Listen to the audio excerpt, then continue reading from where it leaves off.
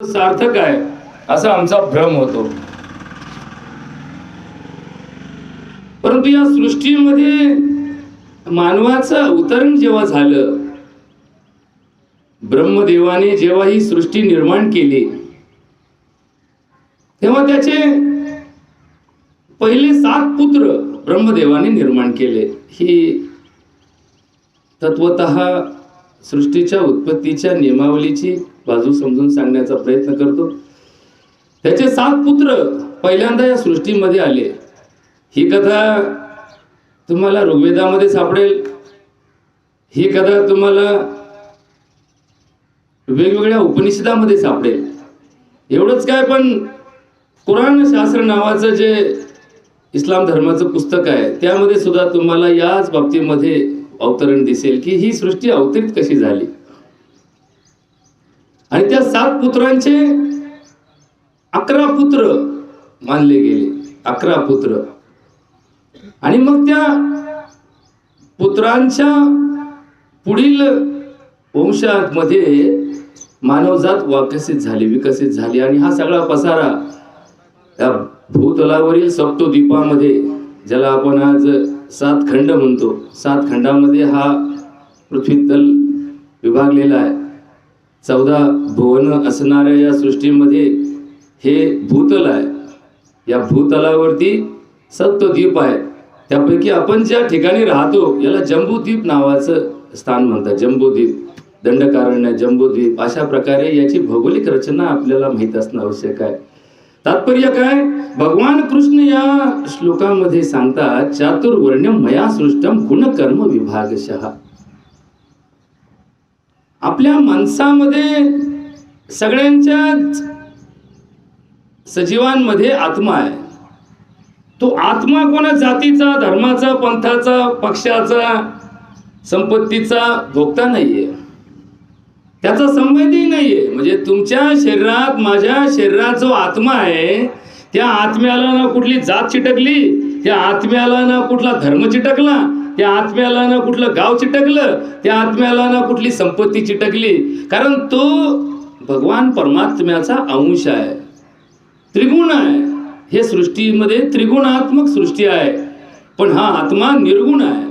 भगवान परमात्मा निर्गुण आहे, निराकार आहे. आपण ज्याला म्हणतो की परमेश्वर कसा आहे, निर्गुण निराकार आहे, की जो अनुभवाने जाणता येतो. तसा हा आत्मा दाखवता येत नाही. याचा सिटी स्कॅन केला तर तुझा आत्मा दाखव असं कोणी म्हटलं की स्कॅनला 5,000 रुपये भरले, याचा MRI करा पण याचा आत्मा दाखवा, असे कुठलं मशीन जगात नाही की जो तुमचा आत्मा, माझा आत्मा दाखवतो.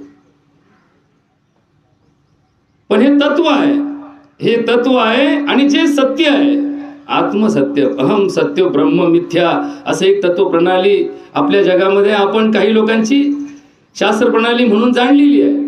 परंतु हा आत्मतत्वाचा अंश प्रत्येकात आहे. पण हा आत्मा आपण जेव्हा जन्माला येतो, थोडं बारीक आहे का, माणसाच्या जीवनात काही गोष्टी अज्ञानात असतात. म्हणून आपण एकमेकाबद्दल द्वंद्व करतो, एकमेकाचा द्वेष करतो, एकमेकाला पाण्यात पाहतो, एकमेकाचा उद्धार करतो, एकमेकाच्या बद्दल तिरस्कार करतो. का? कारण हे सगळं माणूस का करतो? काही गोष्टी माहीत असतात, काही गोष्टी माहीत नसतात. मग आमचा स्वार्थ, आमचा अहंकार, आमच्यामध्ये असणारी जी अस्मिता आहे, या आम्हाला बदलायला लागतात. आणि मग आमच्यात बदल घडतो. आम्ही एखाद्या माणसाला नावं ठेवतो, त्याची आपली ओळखही नसते, त्याला आपण माहीतही नसतो, पण कुठंची विषय निघला की आपण एखाद्याला शिव्या देतो, अरे ते नालायकच, का बरं? अहो नाही, ते अमका आहे, ते तमका आहे. अशा पद्धतीने आपण एकमेकाचा गैरसमज आणि भ्रम निर्माण करतो. खरं तर हा आत्मा तुमच्यामध्ये, माझ्यामध्ये, सजीवांमध्ये 84 लक्ष योनीमध्ये एकच आहे की जो भगवान परमात्म्याने दिलेला आहे. जसं तुमच्या खिशात मोबाईल आहे, तो 2,000चा असेल किंवा 2,00,000चा असेल, पण त्याची कार्यप्रणाली मात्र त्याच पद्धतीने होते की ज्या पद्धतीने त्या संचार विभागाचा कार्यपद्धती चालतो. मग 2,000च्या मोबाईलमध्ये सुद्धा फोन येतो आणि 2,00,000च्या फोनमध्ये सुद्धा फोनच येतो. त्या दोघांमध्ये येणाऱ्या फोनमध्ये संभाषण सारखंच होतं. बोलणाऱ्या माणसावर अवलंबून आहे ते काय बोलणार आहे. त्या 2 लाखाच्या फोनवरती आपल्याला फार हरिनाम ऐकू येतं आणि 2000च्या फोनवरती शिव्या ऐकू येतात असं नाहीये. बोलणारा जो असतो त्यांनी फोन लावला त्याच्यावरती आपल्याला येणारा आवाज अवलंबून असतो. मग त्यांनी आपल्याला शिव्या दिल्या तर तो 2 लाखाच्या फोनवरही शिव्या देऊ शकतो आणि तो आपल्याला जर नतमस्तक होणार असेल तर 2000 रुपयाच्या फोनवर सुद्धा त्याचं संभाषण आपल्याला विनम्र असू शकतं. म्हणजे जसा त्या संभाषणाचा त्या फोनच्या किमतीशी संबंध नाही, तुमच्या वस्त्राचा तुमच्या अंतःकरणाशी संबंध नाहीये, तशाच पद्धतीने या आत्म्याचा या त्रिगुणाशी संबंध नाहीये. मग हे त्रिगुण सत्व रज तम या 3 गुणाची ही सृष्टी आहे, हे चराचर आहे, हे भूतल आहे, हा संपूर्ण निसर्ग, हे ब्रह्मांड त्रिगुणात्मक आहे. सात्विकता, राजसता आणि तामसता याची प्रत्येक गोष्ट या 3 गुणांनी निर्माण झालेली आहे. मग त्याच्यात भेद काय? आपण कशासाठी आज हा प्रवचनाचा पिंड प्रवचनाचा विषय निवडला की भेद काय? एखादं ऑफिस असतं, एखादं कार्यालय असतं, त्याच्यापैकी एका अधिकाऱ्याला बसायला अशी आरामशीर खुर्ची असते, तोही माणूस असतो, तोही आत्मा असतो.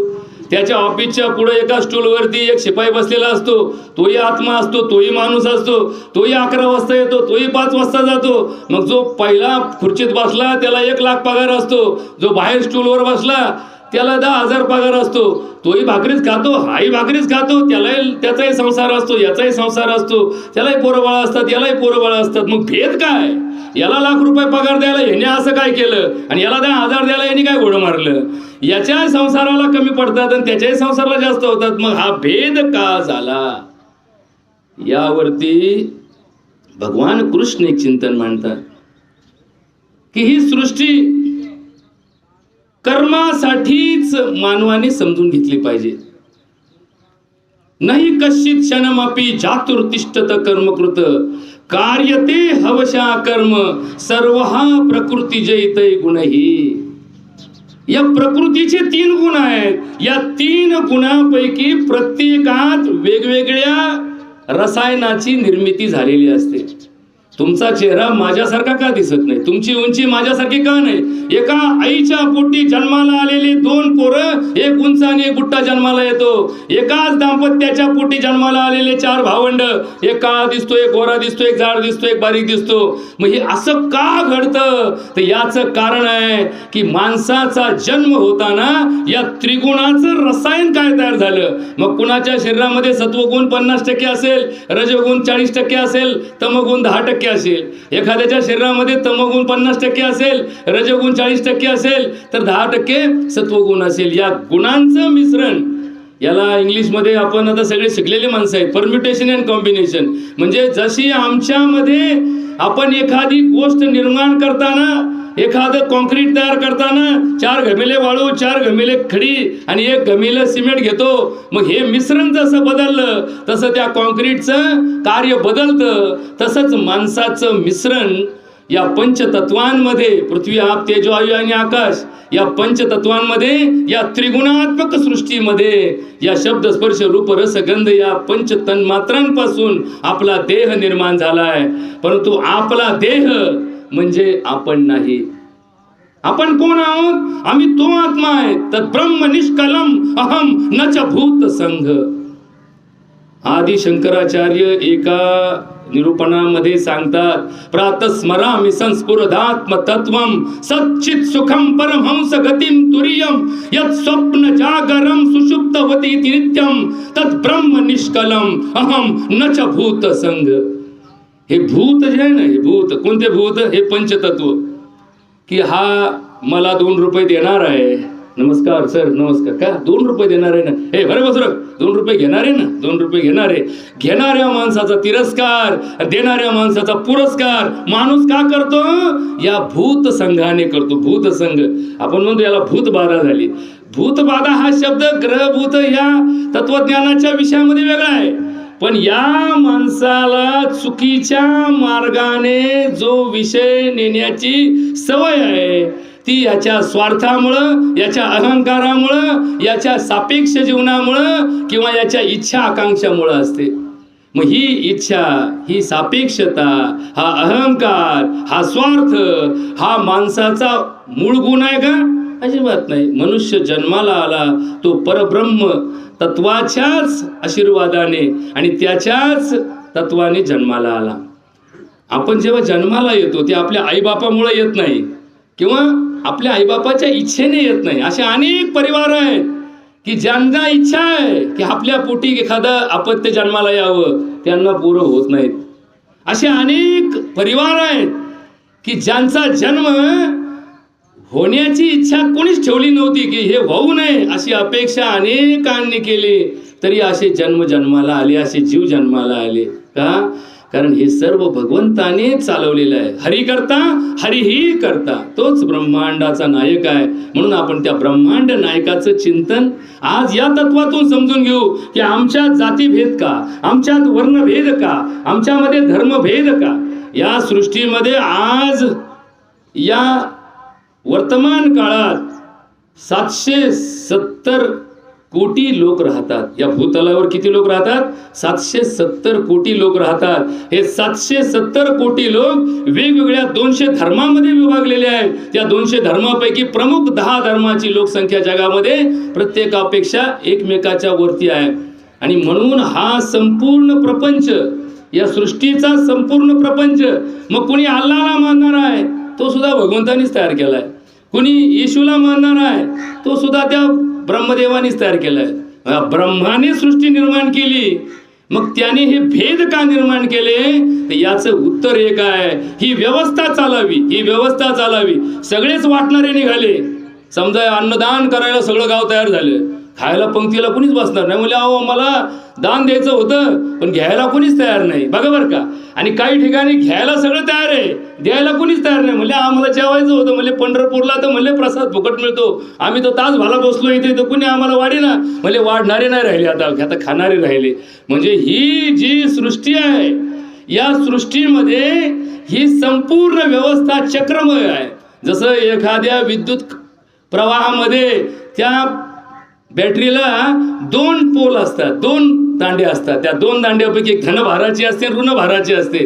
जरी धनभारातून ऊर्जा निर्मितीचं कार्य केलं असलं तरी त्या ऋणभाराला जोपर्यंत त्याचं कनेक्शन पूर्ण होत नाही तोपर्यंत विद्युत पुरवठा त्या संचाचा निर्माण होत नाही. मग तो बल्बही लागत नाही, तो माईकही चालत नाही, तो फॅनही चालत नाही किंवा ती शेगडी चालत नाही. जरी ऊर्जा निर्मितीचे प्रकल्प मोठे असले तरी जोपर्यंत त्या ऋणभाराचा संकेत पूर्ण होत नाही, ते सर्किट पूर्ण होत नाही, तोपर्यंत ती व्यवस्था चालू होत नाही. आणि म्हणून या समाजामध्ये ज्ञान, कर्म आणि गुण या 3 गोष्टींच्या आधारावर समाज कार्य करतो. म्हणजे समजा तुम्ही शिक्षक आहात तर तुम्ही वजन किती आहे? तुमचं वजन 100 किलो आहे म्हणून तुमचा पगार वाढला, आणि तुमचं वजन कमी आहे म्हणून तुमचा पगार कमी दिला, असं शिक्षकाला कधी लागू झालं नाही. तुमचं वय किती आहे याच्यावरही तुमचा पगार अवलंबून नाही. तुमचं वजन किती आहे याच्यावरही तुमचा पगार अवलंबून नाही. तुमचा आडनाव काय आहे याच्यावरही अवलंबून नाही. तुमचा पगार अवलंबून आहे तुमची डिग्री कोणती आणि तुम्हाला काम करायला सुरुवात केल्यापासून किती वर्ष झाले यानुसार तुमचं कार्य आणि पगार अवलंबून असतो. मग कदाचित एखादा माणूस 40व्या वर्षी नोकरीला लागला तर त्याचा पगार सगळ्यात कमी असतो, आणि एखादा लवकर नोकरीला लागला तर त्याचा पगार सगळ्यात जास्त असतो. जसं हा कार्यकालावर अवलंबून आहे तसाच तो विद्वत्तेवर अवलंबून आहे. आणि म्हणून ही विद्वत्ता, हे ज्ञान, हे तत्व आपण जाणून घेण्यासाठी आजच्या या श्लोकाची निवड केली. भगवान कृष्ण म्हणतात, चातुर्वर्ण्यम मया सृष्टम गुण कर्म विभागशा. एखाद्या हुशाराच्या पोटी एखादं माठ जन्माला आलं म्हणून ते हुशार गणलं जाऊ नये, आणि एखाद्या माठ्याच्या पोटी हुशार जन्माला आलं म्हणून ते माठ जाणलं जाऊ नये. ही संस्कृती सनातन धर्माने सांगितली. या संस्कृतीमध्ये जेवढे ऋषी मुनी साधू संत होऊन गेले, अशी कोणती जात नाही की ज्या जातीत ऋषी जन्माला आले नाहीत, अशी कोणती जात नाही की ज्या जातीत संत जन्माला आले नाहीत. म्हणून संत परंपरा ही जाती भेदाच्या पलीकडची परंपरा आहे. ऋषी परंपरा ही जाती धर्माच्या पलीकडची परंपरा आहे. अनेक ऋषी शूद्र कुळात जन्माला आले, अनेक संत अशा अडाणी जातीत जन्माला आले की ज्यांनी आपल्या आयुष्यामध्ये ते तत्वज्ञान सांगितलं की जे एखाद्या ब्रह्म जाणणाऱ्या ब्राह्मणाला सुद्धा समजणार नाही, एवढं महान तत्वज्ञान अनेक संतांनी सांगितलं की जे संत अडाणी बहादर होते. अरे मग त्यामध्ये गोरोकाका असतील, त्यामध्ये आमचे सावतामाळी असतील, त्यामध्ये चोखा महार असेल, त्यामध्ये आपले अनेक संत की ज्या संतांचं जीवन चरित्र हे त्यांच्या कर्मात गेलं, की ज्या कर्माचा बुद्धीशी, ज्या कर्माचा सत्सत विवेकाशी संबंध नाही, अशा संत परंपरेतील काही संतांनी आपल्या जीवनामध्ये असे ज्ञानाचे प्रकाश निर्माण केले, असे ज्योती पेटवल्या की ज्या भल्या भल्यांना समजणार नाहीत. संत तुकाराम महाराजाची गाथा अशी एक अद्भुत तत्वज्ञानाची भाषा आहे की जी कुणाच्याही बुद्धीच्या पलीकडे आहे, की ज्या संत तुकारामांनी आपल्या जीवनामध्ये जो प्रत्यक्ष सामाजिक अनुभव घेतला त्याची विद्वत्तेमध्ये परिवर्तित केलेली भाषा त्या संत तुकारामांच्या गाथेमध्ये आहे की ज्या गाथेला आजही कुणी जाणू शकलं नाही. त्यातला एक एक अभंग इतक्या पराकोटीचा आहे, इतक्या तत्वाचा आहे की ज्याचा अर्थ भल्या भल्यांना सुद्धा समजत नाही. सांगायचा उत्पत्तीचा अर्थ काय की माणसाचे गुण आणि माणसाचं कर्म माणसाची व्यवस्था ठरवतं. जर एखादा मूर्ख हुशार आहे, मायाळू आहे, प्रेमळ आहे, दयाळू आहे, लोकाभिमुख आहे, लोकाचा सेवक आहे, लोकाच्या कल्याणात स्वतःला भाग्यवान समजतो, तर त्याच्यासारखा सात्विक जगात दुसरा कोणी नाही.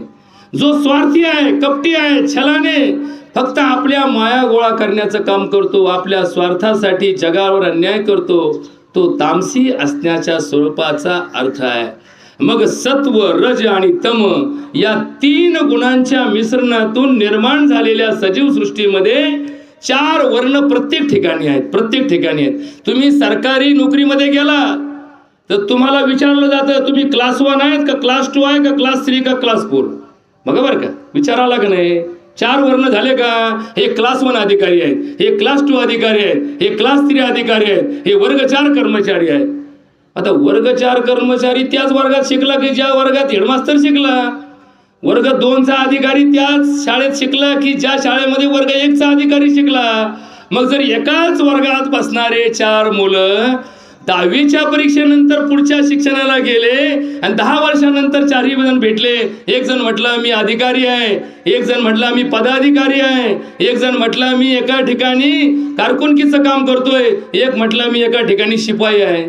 मग त्यांच्या वर्गाने ठरवलं का हे काय होणार आहे ते नाही. यांना शिकवणारे मास्तरही तेच होते, यांना सांगणारे गुरु तेच होते, यांना देणारं पुस्तकही ज्ञान तेच होतं. मग फक्त यांच्या ग्रहण शक्तीवरती यांचे विषय बदलले.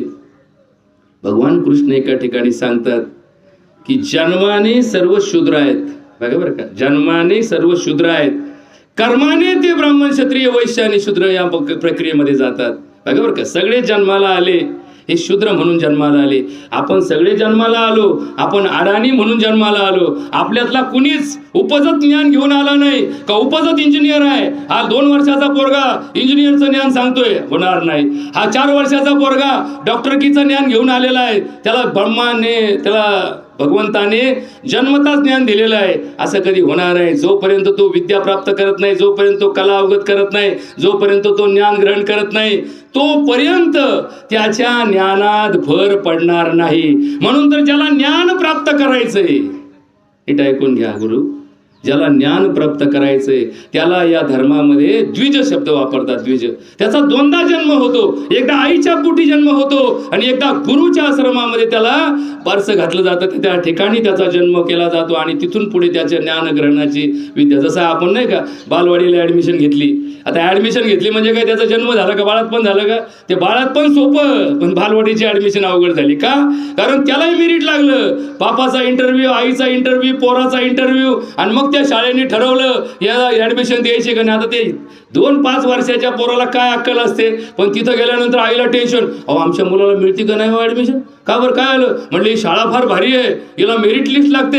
आता माझा मुलगा 2 वर्षाचा आहे, तरी त्या 2 वर्षाच्या पोराला त्या आईने एवढं तत्वज्ञान शिकवलं की गेल्यानंतर असं बसायचं, असं बोलायचं. आता 2 वर्षाच्या पोराला काय तत्वज्ञान, पण त्या मेरिटमध्ये आपल्या मुलाचं नाव लागावं म्हणून त्या प्रक्रियेचा जो अट्टहास आहे, त्या अट्टहासातच कर्म दडलेलं आहे. आणि म्हणून या सृष्टीमध्ये वनस्पतीचे सुद्धा 4 वर्ण आहेत, हे आपल्याला माहीतच नसतं. 4 प्रकारच्या वर्णामध्ये वनस्पती विभागलेल्या आहेत. यातल्या काही वनस्पती ब्राह्मण आहेत, काही वनस्पती क्षत्रिय आहेत, काही वनस्पती वैश्य आहेत, काही वनस्पती शूद्र आहेत.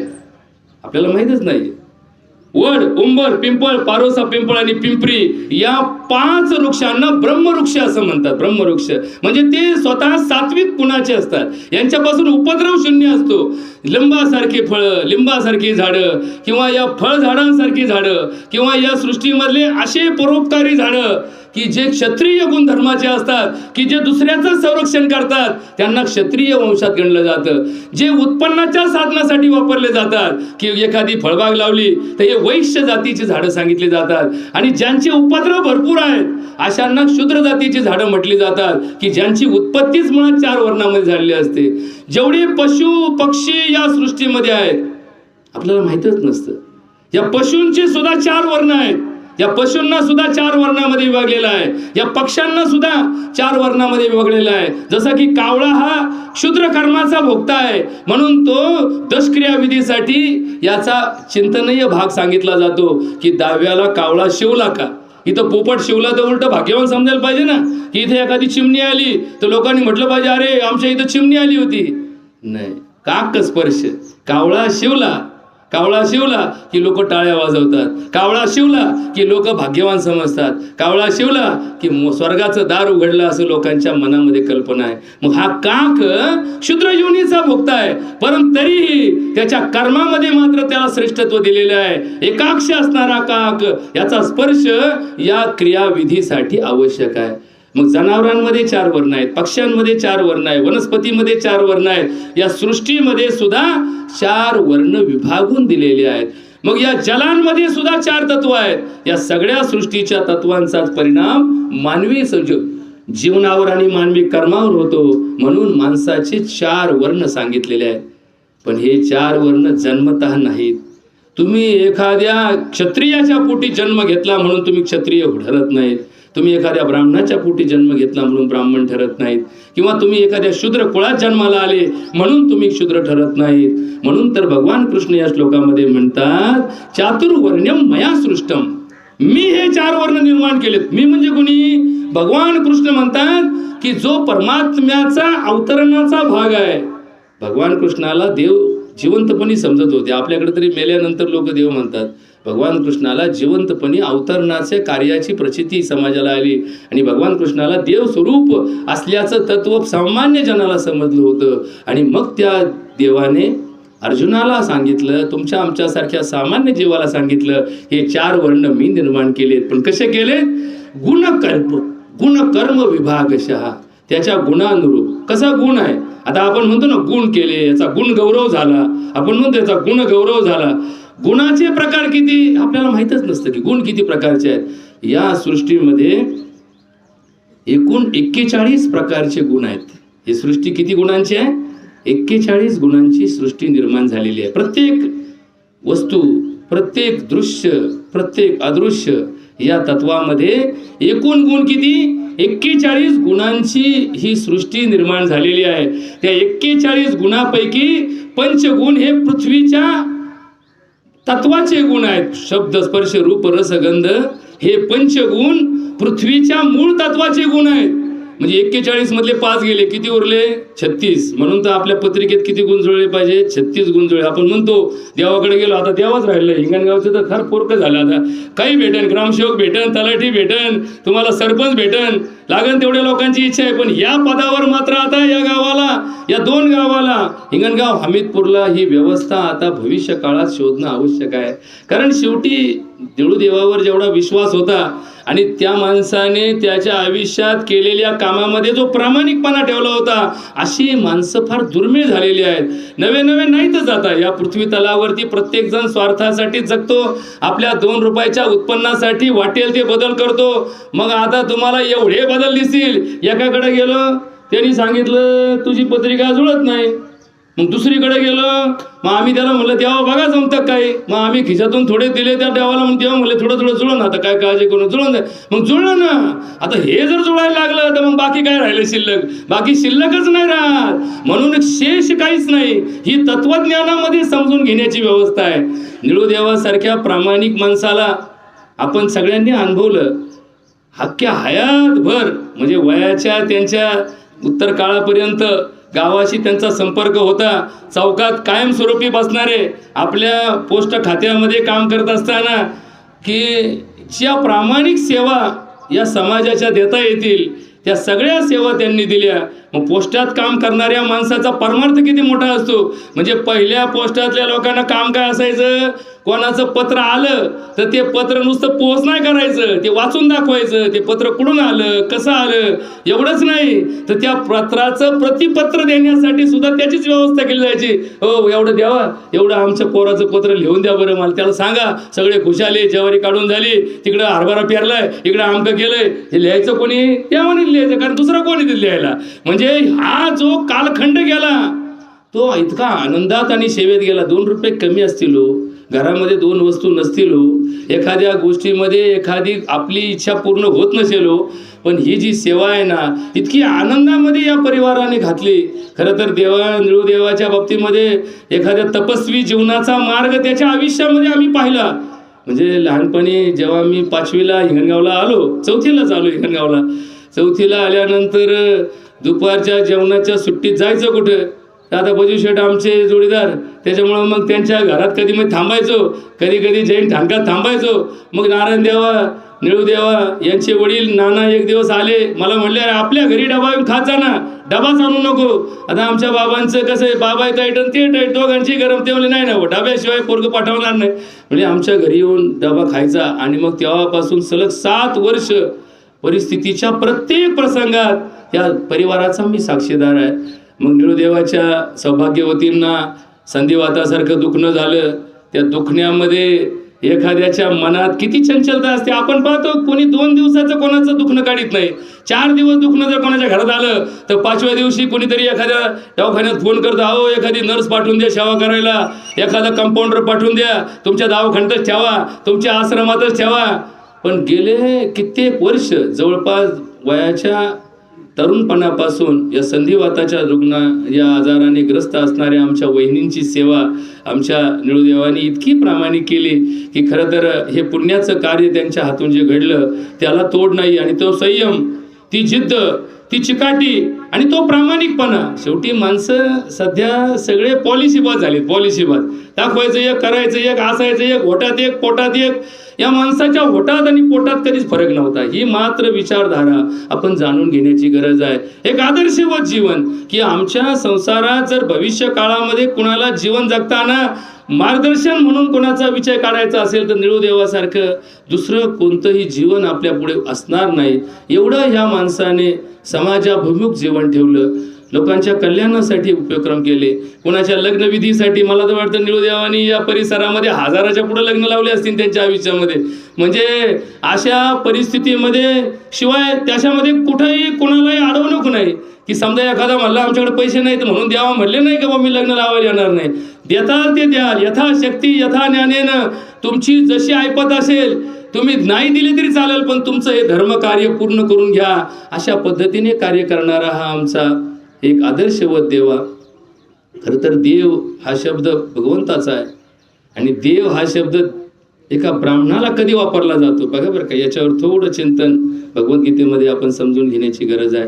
की आपण म्हणतो निळूदेवा गेले, आता लोक म्हणतात देवा कसं काय बा, तो तर माणूसच होता, आमच्या देखत पोस्टात होता, आमच्या देखत राहत होता, त्याला पोरं होते, त्याला बायका होत्या, त्याला मुली होती, त्याला नातू होते, त्याला नातवंड होते, मग याला देवा शब्द का वापरता.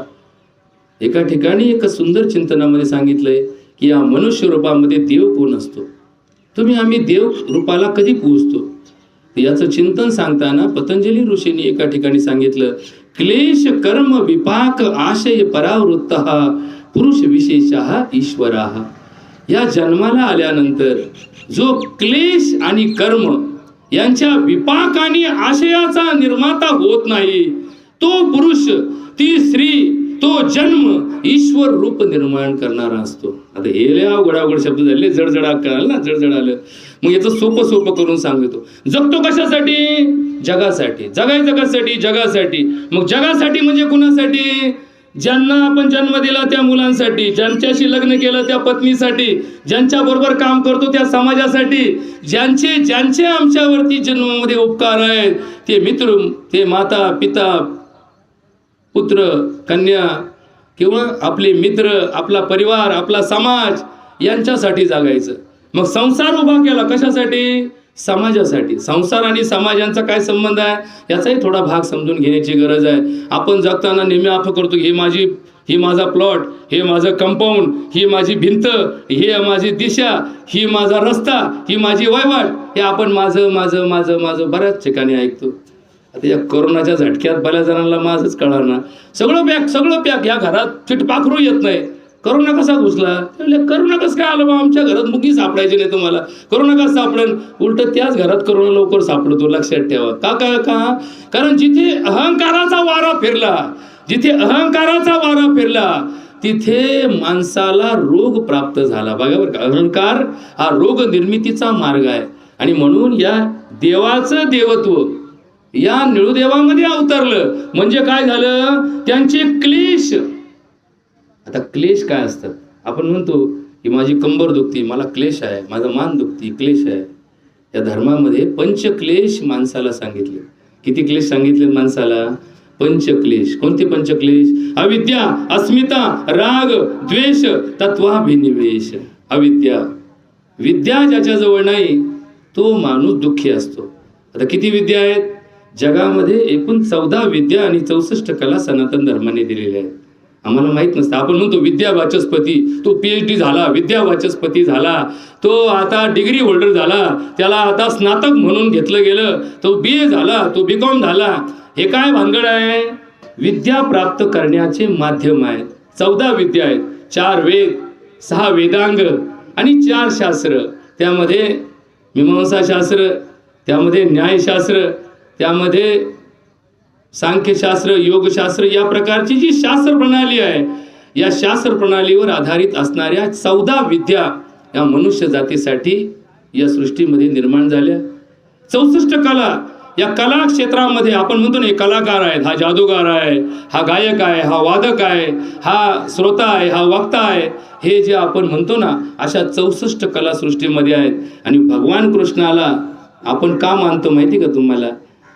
फक्त आणि फक्त 128 दिवसाच्या अभ्यासक्रमामध्ये. आपण म्हणतो क्रॅश कोर्स म्हणतो ना, नीटच्या परीक्षेचा क्रॅश कोर्स चालू आहे. आपण म्हणतो की आता CETच्या परीक्षेचा 8 दिवसाचा कोर्स आहे. आता वर्षभर करताना आलं 8 दिवसात कसं केलं?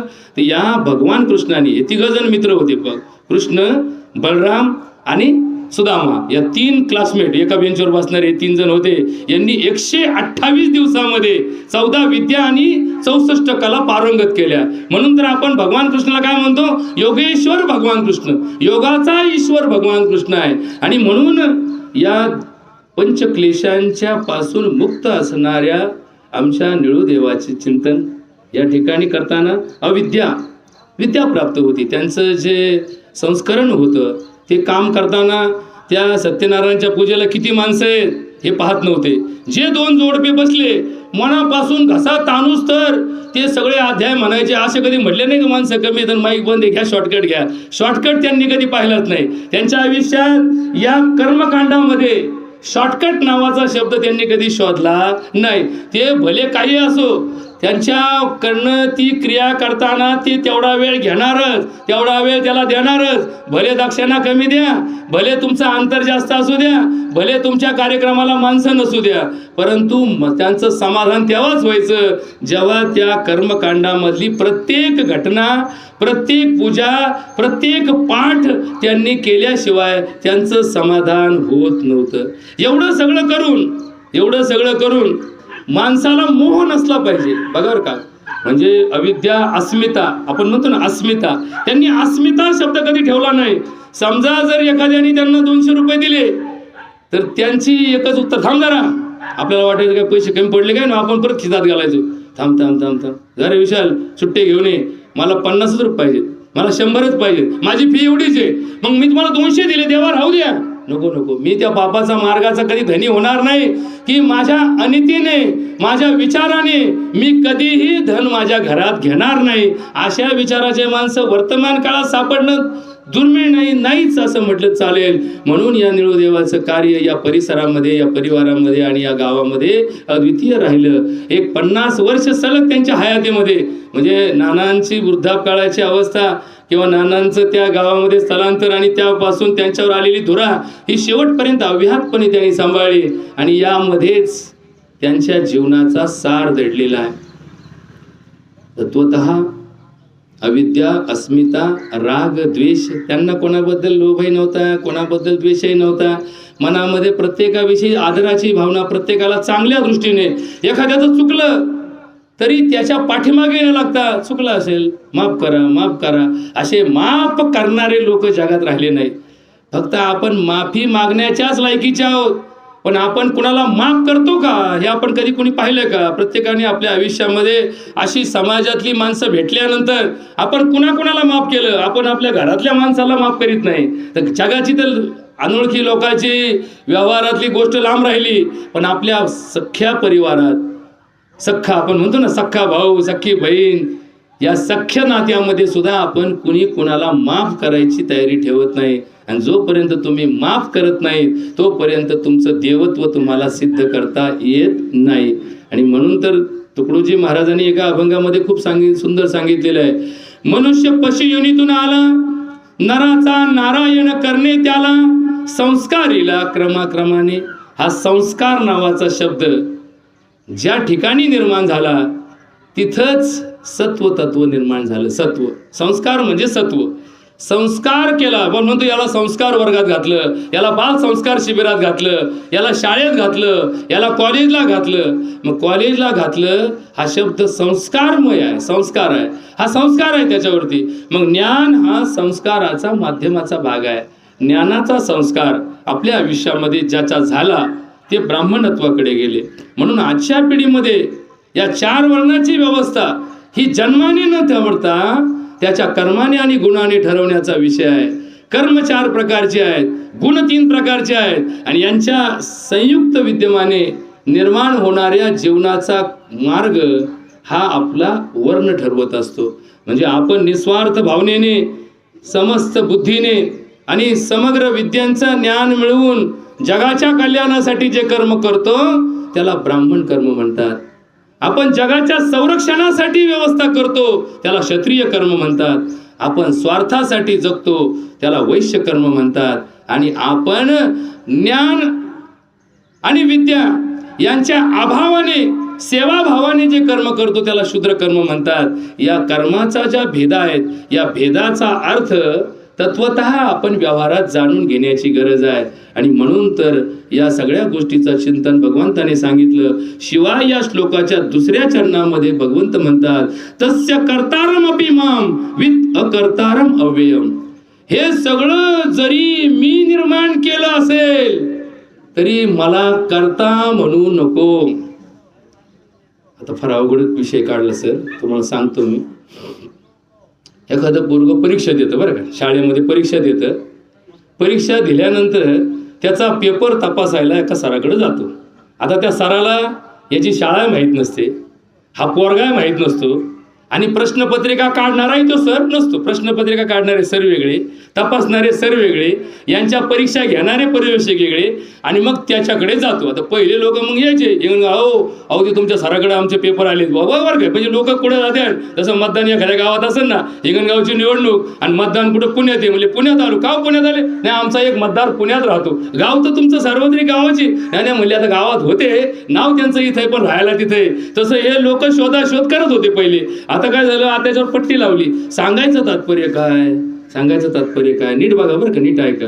आता त्या पेपर तपासणाऱ्या पेपरच्या शिक्षकाचा त्या मुलाशी कधी संबंध नाही. मग तो काय करतो, ही उत्तरपत्रिका आहे, ही प्रश्नपत्रिका आहे आणि या प्रश्नपत्रिकेचा हा उत्तर संच आहे. या 3 गोष्टी समोर ठेवतो.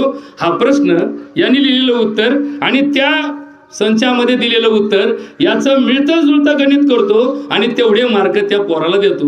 मग ते मार्क देताना तो मुलगा कुणाचा आहे हे त्यांनी पाहिलं का? नाही. त्या मुलाने ते कॉपी करून लिहिलं का मनाने लिहिलं हे त्याला समजलं का?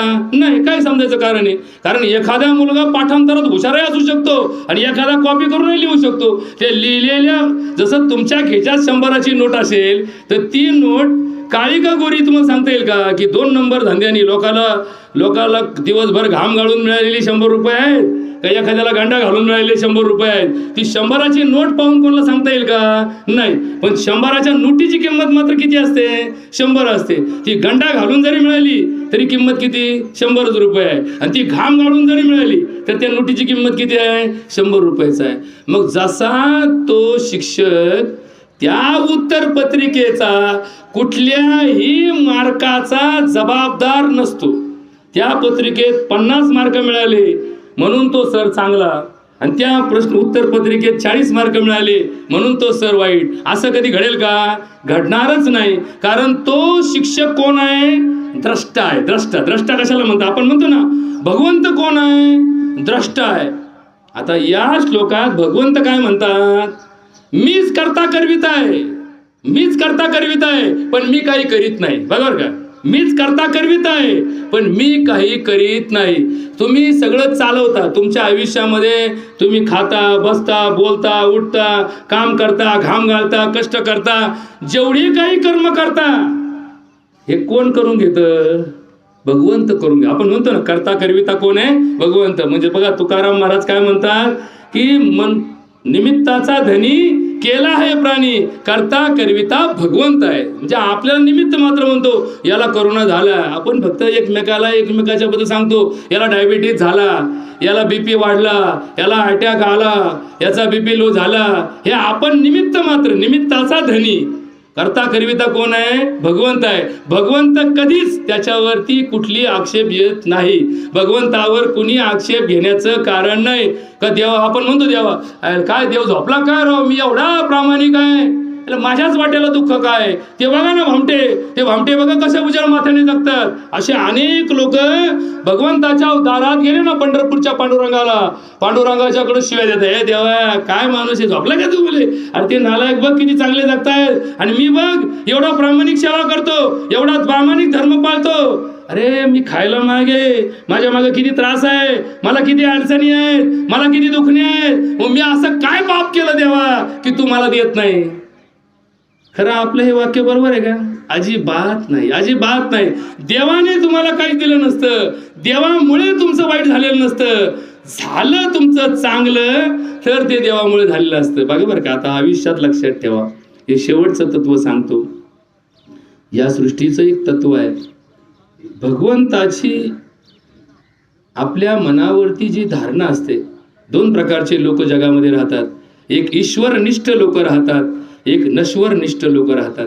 बघा बरं का, ईश्वरनिष्ठ. आता ईश्वरनिष्ठ म्हणजे कोण? की ज्यांची भगवंतावर, देवावर, अल्लावर, येशूवर, बुद्धावर, महावीरावर श्रद्धा आहे आणि तेच त्यांचं तत्व आहे, त्याला म्हणतात ईश्वरनिष्ठ. आणि दुसरे लोक जे असतात की ज्यांची पैशावर भरोसा आहे, ज्यांचा सत्तेवर भरोसा आहे, ज्यांचा संपत्तीवर भरोसा आहे, अशी लोक नश्वरनिष्ठ आहेत. एखाद्याच्या हातात तलवार असते, त्याला काय वाटतं, अरे माझ्या हातात तलवार आहे, लोकांची काय ताकद आहे मला हात लावायची. आता त्या तलवारीला काय माहिती, तू मालक आहे, तीच तलवार तुझ्याच मानावर ठेवली, तुझ्याच वाटोळ करीन ना. समजा एक तलवार तुमच्या हातात आहे आणि तुम्ही तलवार घेऊन चालले, लोकांना दहशत दाखवायला लागली, लोक घाबरले, लोक ह्याच्या हातात तलवार आहे भाऊ, याच्या समोर गेलं आणि यांनी तलवार जर आपल्याला मारली.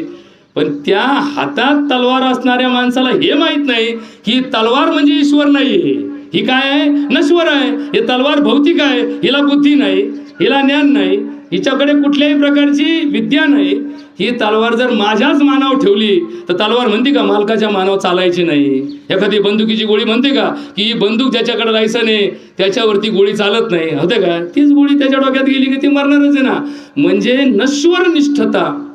म्हणून तर हरिपाठ आपल्या पसायदानामध्ये माऊली काय म्हणतात, ईश्वर निष्ठांची मांडियाळी, बघा बरं का, ईश्वर निष्ठांची मांडियाळी अनावरत भूमंडळी भेटू तया भूता. ईश्वरनिष्ठ लोकांची गर्दी जगात असावी. आपल्याकडे गर्दी भरपूर असते. लग्नाला 5,000 लोक आले, एखाद्या सभेला 50,000 लोक आले, पण यातले ईश्वरनिष्ठ किती आणि नश्वरनिष्ठ किती याच्यावर थोडा अभ्यास आपल्या धर्मामधला समजून घेण्याची गरज आहे. ईश्वरनिष्ठता, मग ही ईश्वरनिष्ठा ज्याच्याजवळ आहे त्याला परमार्थामध्ये काय म्हणतात, देह जाओ अथवा राहो पांडुरंगी दृढ भाव. बघा बरं का, परमार्थामधलं चिंतन आहे. देह जाओ अथवा राहो पांडुरंगी दृढ भाव, म्हणजे मेलो तरी देवाचा विश्वास अटळ असला पाहिजे. आम्ही आजारी पडलो तरी देवावर विश्वास अटळ असला पाहिजे. आमचं नुकसान झालं तरी देवावर विश्वास असला पाहिजे. आमचं कसं आहे, फायदा झाला तर देवाच्या पाया पडायचं, तोटा झाला गेलं होतं तसं देवविव काय तर देवविव असतं. म्हणजे अरे मी तोट्यात गेलो. अरे लक्षात ठेवा, आपल्या उद्धाराला भगवंत कारण आहे आणि आपल्या नुकसानीला आपण अंतर्मुख होण्याची गरज आहे. हे ज्याला समजलं त्याला परमार्थ समजला. म्हणजे आपल्याला वाट्याला वाईट आलं, आपला अपमान झाला, आपल्याला दुःख मिळालं, आपल्या वाट्याला दारिद्र्य आलं, आपल्यावरती संकट आलं, तर आपण काय करावं, अंतर्मुख व्हावं आणि आपल्यातले दोष जाणावेत. जर आपल्या वाट्याला सौभाग्य आलं, जर आपल्या वाट्याला मान आला, जर आपला सत्कार झाला, जर आपल्याला यश आलं, जर आपल्या वाट्याला मोठेपण आलं, जर आपल्याकडे सत्ता आली, तर आपण भगवंताचे आभार मानावेत. आता बघा बरं सर, 2 गोष्टी लक्षात ठेवा. कसं काय, म्हणजे मी चांगलं केलं म्हणून माझं चांगलं झालं, अशा माणसाला मूर्ख म्हणतात, धर्मामध्ये मूर्ख म्हणतात. एका ठिकाणी चिंतन सांगितलंय, धीधृती स्मृती विभ्रष्टाः कर्म यत् करुते अशुभम प्रज्ञापराधम तद उच्यते सर्व एवं प्रकोपनम. जर माझं चांगलं झालं तर त्या भगवंताच्या कृपेशिवाय माझं चांगलं होऊ शकत नाही. ही ज्याची भावना आहे, ज्याच्याकडे हे तत्व आहे, त्याला ईश्वरनिष्ठ म्हणतात, त्याला धार्मिक म्हणतात, त्यालाच देवाच्या प्रणालीतला वारकरी म्हणतात, त्यालाच माळकरी म्हणतात, त्यालाच ब्राह्मण म्हणतात. बघा बरं का, वारकरी काय, माळकरी काय, ब्राह्मण काय, हे सगळे विचार कोणत्या तत्वाचे आहेत, निस्वार्थ तत्वाचे आहेत, त्याग वृत्तीचे आहेत. त्याग वृत्ती. आता त्याग आणि भोग या 2 वृत्तीतला फरक लक्षात घ्या. त्याग म्हणजे काय की सर्वस्व अर्पण करणे, आणि भोग म्हणजे काय, सर्वस्व गोळा करणे. बरोबर का, देवाला भोग लावायचे, आपण म्हणतो ना देवाला भोग लावायचे, देवाची पूजा करायची, षोडोपचार पंचोपचार पूजा करायची. म्हणजे काय करायचं, या भौतिक जगतामध्ये उपलब्ध असणाऱ्या सात्विक गोष्टींचा देवाला अर्पण करायच्या, त्याला म्हणतात पूजा, पूजापाठ. आता हे तत्वज्ञानाच्या भाषेत नंतर बघू आपण. शेवटी कसं असतं की या अद्वैताचंच हे तत्वज्ञान आहे. आपण म्हटलो की एका ठिकाणी पूजा मांडली, नवग्रह मांडले, गणपती मांडला, कलश मांडला, पाणी जल ठेवलं, जलाची पूजा केली, घंटेची पूजा केली, शंखाची पूजा केली, नवग्रहाच्या 9 सुपाऱ्यांची पूजा केली, गणपतीची पूजा केली. यातनं काय घडतं, आपल्याकडं थोडासा दुर्दैवी विचार आहे. आपल्याला माहीत नसतं की शेवटी माणसाचं जे जीवन आहे, हे माणसाचं जीवन भौतिक जगतावर अवलंबून नसून मानसिक विचारांवर अवलंबून असतं. म्हणजे एखाद्या माणसाला शिळी भाकरी खाऊन सुद्धा प्रसन्नता असते आणि एखाद्या माणसाला गुलाबजांबू खाऊन सुद्धा अस्वस्थता असते. बरोबर का, म्हणजे भारीत भारी पदार्थ खाल्ला तरी त्याचं मन बेचैन असतं, आणि याने हलक्यात हलका पदार्थ, शिळ्यात शिळा पदार्थ खाल्ला तरी याला प्रसन्नता असते. मग ही प्रसन्नता आणि उदासीनता ही माणसाच्या मानसिक प्रक्रियेवर अवलंबून आहे. मनाचे एकूण 5 अवस्था जगतामध्ये निर्माण झालेल्या असतात. माणसाच्या मनाच्या 5 अवस्था निर्माण झालेल्या असतात. क्षिप्त, विक्षिप्त, एकाग्र, स्थानबद्ध आणि मूढ. आपण म्हणतो जसं एका ठिकाणी बघा, हे संत मंडळी किती हुशार असतात. बघा आपल्याकडे आपण ज्योतिबा फुलेंचं एक पुस्तक आहे, त्याला आपण आसूड म्हणतो, आसूड, शेतकऱ्यांचा आसूड. त्या पुस्तकामध्ये एक चिंतन आहे मुढा नाडू जाता त्याने तसे होता मानवाच्या मुढा. हा मूढ मन जर मूढ असेल तर तो माणूस किती हुशार असला तरी चुकीचं काम करतो.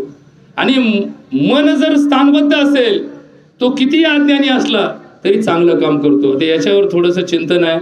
मग ह्या ज्या पूजापाठ आहेत, हे जे धर्मकांड आहेत, कर्मकांड आहेत, हे माणसाचे मानसिक उपचार आहेत. हा मानसिक आधार आहे. जसं माणूस गेल्या दावा घातला. आता हे आपल्यासारखे हुशार मंडळी तथाकथित BA BCom BSc MBBS degree झालेले लोक हे काय चालले, हे भात शिजावला काय, हे खावर केलं काय, हे केस काढले काय, यांनी काय माणूस जातो का येतो का. बघा, या पंचतत्वात विलीन करणाऱ्या या प्रक्रियेचा हा भाग आहे. म्हणजे माणूस गेल्यानंतर त्याचा आत्मा परमात्म्याच्या दिशेने चालला, पण त्याचं उरलेलं जे सामाजिक जीवन आहे, ते सामाजिक जी बंधनं आहेत, त्याच्याबरोबर त्याचा परिवार आहे, त्याच्याबरोबर त्याचं मित्र परिवार आहे, त्याच्याबरोबर त्याचं गाव आहे, त्याच्याबरोबर त्याचं सहजीवन आहे. हे लोक याच्यापासून डिटॅचमेंट, आपण म्हणतो ना, एक एक एक एक एक एक एक एक एक एक एक बाजूला काढायचं.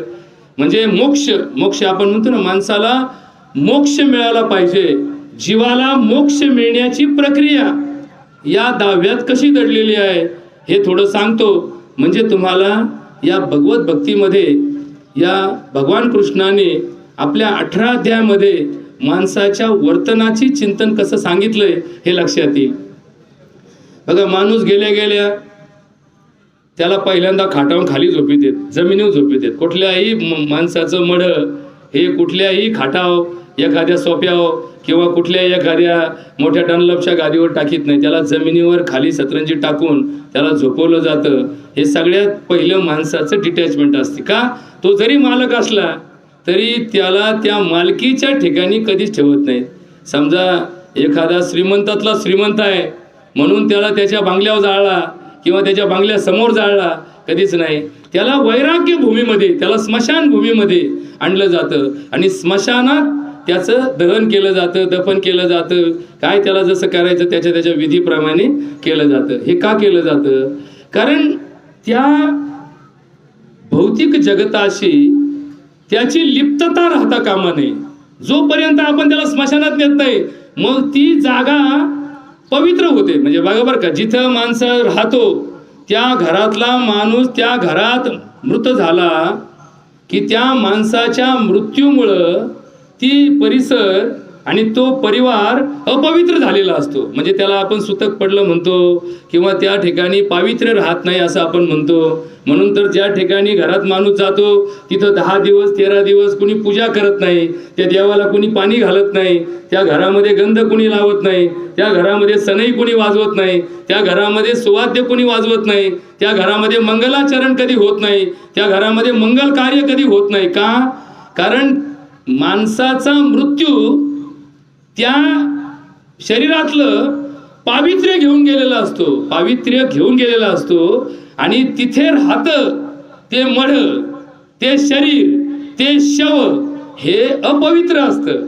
मग हे अपवित्र शरीराची विल्हेवाट लावण्याची पद्धत धर्माने शोधून काढली. बघा बरं का, आता थोडं थोडं थोडं थोडं समजून घ्या. मग मृत्यूनंतर अंत्यविधी केला जातो.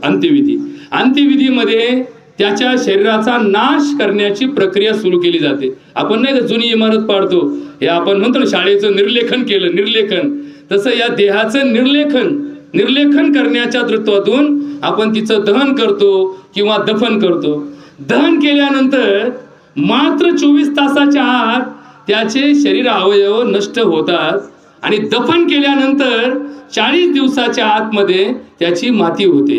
हे तत्व आपण समजून घेतलं पाहिजे. म्हणून तर मुसलमान लोक 40वा घालतात, हिंदू लोक 14वा घालतात. बघा बरं का, हिंदू लोकांचं पवित्रता दिवस कोणता? 14वा दिवस ज्या घरात आला ते घर पवित्र झालं. आणि मुसलमानांमध्ये 40वा ज्या दिवशी घातला त्या दिवशी ते घर पवित्र झालं. हा जो भेदाभेद आहे हा या तत्वात भेदामध्ये आहे. आणि मग तो देह पंचतत्वामध्ये विलीन झाला. आकाश आकाशामध्ये विलीन झालं, पाणी पाण्यामध्ये विलीन झालं आणि भूमी भूमीमध्ये विलीन झाली, या अग्नितत्व अग्नितत्वात विलीन झालं. हे पंचतत्व विलीन झाले. हे पंचतत्व विलीन झाल्यानंतर राहिलं काय? राहिलं अंतःकरण. बघा बरं का, माणसाचा देह हा स्थूल आणि सूक्ष्म, कार्यदेह कारण देह, बघा बरं का, क्षेत्र आणि क्षेत्रज्ञ. आता हे फार फार मोठे मोठे विचार, एवढ्याकडे खोलात नका जाऊ, घोटाळा होईल, सगळं डोक्यात कन्फ्यूज होईल. म्हणून सांगतो तुम्हाला, कार्यदेह कारण देह, आणि मग सूक्ष्म देह, स्थूल देह. स्थूल देह जाळला, मग हा सूक्ष्म देह, हा सूक्ष्म देह सुद्धा नाशवंत आहे. म्हणून तर तुकाराम महाराज म्हणतात ना, नाशवंत देह जाणार सकळ. सकळ सकळ सकळ म्हणजे काय, यातलं काहीच राहत नाही. आत्मा आत्म्यात जातो, बाकी सगळं वाटून टाकलं जातं.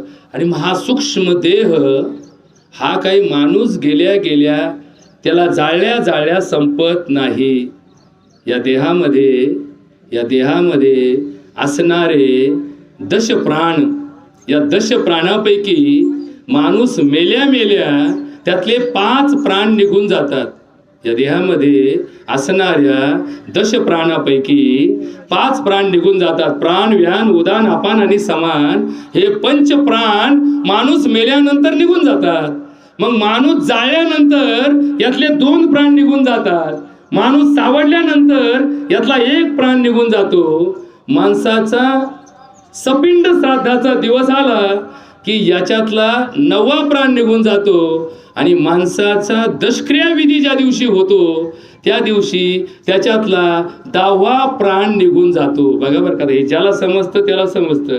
माणसाच्या शरीरामध्ये 10 प्राण असतात. प्राण, व्यान, उदान, अपान, समान हे 5 प्राण, आणि कुर्म, धनंजय या प्रकारचे 5 उपप्राण असतात. बघा बरं का, आता यावर थोडासा बारीक, नाग, कुर्म, कुंकल, धनंजय आणि देवदत्त असे 5 उपप्राण माणसामध्ये असतात. त्यातला धनंजय नावाचा प्राण दशक्रियेच्या माध्यमातून या भूतलातून निघून जातो आणि मग त्यांचं अस्तित्व संपून जातं. मग त्यांचं कुठंच काही राहत नाही. मग ते घर पवित्र होतं, ती भूमी पवित्र होते, तो परिवार पवित्र होतो. आणि मग त्या माणसाचं सपिंड श्राद्ध घातलं जातं. त्याचा पिंड त्याच्या बापात आणि त्याच्या आज्यात, त्याचा पिता आणि प्रपिता यांच्यामध्ये समावला जातो आणि मग त्याचं स्थान आढळ होतं. ही परंपरा धर्मामध्ये सांगितली, कारण माणूस मानसोपचाराच्या गरजेचा मारणी आहे. म्हणून तर आज आपण जगामध्ये या भूतलावरचा नवीन संशोधनाचा अभ्यास पाहतो की या जगात माणसाला जे रोग आहेत त्या रोगांपैकी 87% रोग हे मानसिक रोग आहेत. मानसिक रोग आहेत, बघा बरं का, मानसिक रोग आहेत. आता हे ज्याला समजतं त्याला समजतं. म्हणून तर अनेक नवीन तत्वज्ञानामध्ये जे योग क्रिया करतात, सुदर्शन क्रिया करणाऱ्या योगाचा जो अभ्यास आर्ट ऑफ लिव्हिंग परिवाराने प्रगट केला, त्यामध्ये त्यांनी जगामध्ये असणाऱ्या 195 देशापैकी 172 देशामध्ये सुदर्शन क्रिया पसरवली. आणि या आधुनिक विज्ञानाचा अभ्यास करणाऱ्या शास्त्राला हे पटवून दिलं की माणसाचे मानसोपचार हे पूजापाठामध्ये दडलेलं असतो. म्हणजे माणूस जेव्हा पूजा करतो, जेव्हा सत्यनारायण करतो, जेव्हा होम करतो, जेव्हा यज्ञ करतो, त्यावेळेस माणसाचा मानसिक आधार निर्माण करतो आणि ते देवाचा भक्कम पाठिंबा माणसामध्ये निर्माण होतो आणि माणूस या आधारावर सत्कर्माच्या बाजूने वाटचाल करतो. आता हे थोडंसं अवघड तंत्र आहे, तरी परंतु भगवद्गीतेमध्ये भगवान कृष्ण सांगतात, अन्नात भवती भूतानी पर्जन्यात अन्न सभवा, यज्ञात भवती पर्जन्य यज्ञ कर्म समुद्भव. हे यज्ञ, हे शतचंडी यज्ञ, नवचंडी यज्ञ किंवा हे जे मोठे मोठे जे धार्मिक विधी असतात, या विधीमुळं या समाजाची निकोप वाढ होते. आणि म्हणून आजच्या या 10व्याला समस्त समाजाच्या वतीनं आमच्या या निळोदेवाला दुःखद अंतःकरणाने आपण शेवटचा निरोप देत आहोत. आता निळोदेवा फक्त आमच्या बरोबर आमचे जातभाई एवढ्याच नात्याने त्यांचा आमचा संबंध नव्हता. त्यांच्या आयुष्यात त्यांनी जे काही कर्म केलं ते एका बंधुभावाने एकमेकाच्या बरोबर राहिले. या गावामधले अनेक त्यांचे मित्रपरिवार असे आहेत की त्यांच्या भावाबरोबर त्यांचं वागणं आणि देवाबरोबरचं वागणं याच्यात तुळमात्र फरक नव्हता. सख्या भावा इतकं प्रेम एकमेकाचं या मित्रांच्या नात्याने होतं आणि नेहमी त्यांच्या आठवणी आमच्या स्मरणात राहतील. त्यांच्या पवित्र स्मृतीचं अभिवादन करतो. आता त्यांचं आमचं तसं रक्ताचं नातं होतं. त्यांची ज्या आई होत्या त्या आमच्या गंधे परिवारातील होत्या आणि कांबरगावचं त्यांचं माहेर होतं आणि आमच्या गंधे परिवाराची ती कन्या होती, म्हणजे आमच्या आजोळच्या नात्याने होतं. आणि त्यांच्या आईचं आमच्या काकूंशी नातं होतं. आमच्या वडिलांच्या ज्या काकू आहेत म्हणजे आमच्या विजयदेवाच्या आजी यांची ती सख्खी भाची होती. म्हणजे अशा नात्याने सुद्धा पारिवारिक नातं, संबंध, रक्ताचं नातं आणि मित्रत्वाचं नातं. अनेक वर्ष आमच्या पतसंस्थेमध्ये मॅनेजर पदावर त्यांनी कार्य केलं. पोस्टामध्ये त्यांनी खूप वर्ष काम केलं. त्यांच्या गावामधल्या पौरोहित्य कार्याबद्दल आपण अनेक घरामध्ये त्यांनी केलेलं काम पाहिलं. अनेकांचे वाद त्यांनी मिटवले, अनेक ठिकाणी समुपदेशन केले, म्हणजे कित्येकांचे मोडलेले संसार त्यांनी उभे केले. त्यांच्याकडे पंचांग पाहायला लोक गेले तर ते उलटं पंचांग कधी सांगत नव्हते का ही बायको सोडून दे, हे स्थळ चांगलं नाही, असं कधीच उरफाटा कार्यक्रम त्यांनी केला नाही. उलटं मिळतं जुळतं कसं होईल, यांची गाडी रांकीला कशी लागल, यांचा संसार सुखाचा कसा होईल, यांच्या घरातले विघ्न कसे नष्ट होतील, या दृष्टीनेच त्यांनी समुपदेशन केलं. आणि म्हणून अनेकांचे संसार मोडकळीस आलेले त्यांनी पुनर्स्थापन केलेले आम्ही पाहिलेत. अनेकांच्या संसारात त्यांचे आशीर्वाद लागले, अनेकांचे कल्याण त्यांनी केले. अशा निळूदेवाला उर्फ निळकंठ कुलकर्णी यांना जाऊन 10 दिवस झाले. त्यांच्या जाण्यानं त्यांचा मुलगा मुलगी, सून जावई, त्यांचे पुतणे, त्यांचे नाते, त्यांच्या बरोबरचे सहप्रार्थी आणि विशेषतः हिंगणगाव हमीदपूरच्या ग्रामस्थांना जे दुःख झालं, या दुःखातून सावरण्याची भगवंत शक्ती देव आणि त्यांच्या आत्म्यास सद्गती लाभो अशी भगवान परमात्म्याचरणी प्रार्थना करतो.